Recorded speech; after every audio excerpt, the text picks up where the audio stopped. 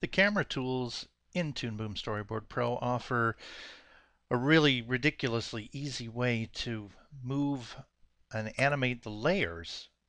So here, for example, in the earlier scene, this little alien girl is crying. She's fake crying, and then she says, "Oh, gee, thanks, Dad. You're the greatest."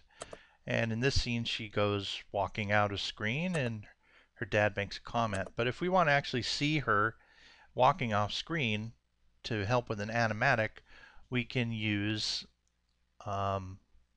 frame transformation tools, and those are found near the camera tool on the tools toolbar.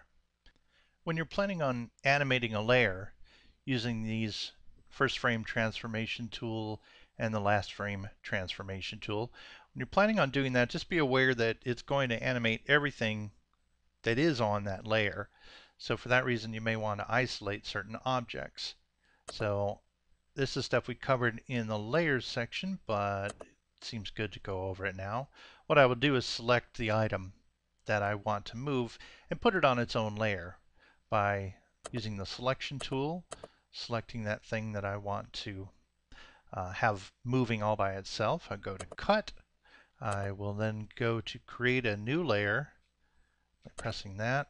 Created a new layer. You can see it's highlighted in blue, and then I will paste my object back on that layer. So now this layer with this little alien girl is the one that I'm going to be moving. And the way that we'll animate that layer is by go over to the first frame transformation tool and press on that, and it will let us see where her bounding box is. But for the starting position, I can either leave her where she is or actually move her backwards a little bit. And now for the end position, I press this second button, which is the last frame transformation, and she hasn't moved, but what I'm going to do is now drag her out to the very end of the frame. I might as well drag her all the way out. And then as we play this, she's going to move across the frame. So I'm going to put that border on so we can see and press play. And you can see she walks out of the scene. And then he makes his remark. Now your layer object doesn't need to animate in a totally linear fashion. You could start the first frame here where it is, and then your last frame transform. Instead of just moving it sideways, you could have your character move up in the air. You can have your character rotate. You can also have your character stretch, and change sizes. And if we played it that way, it would look quite a bit different. Let's take a look.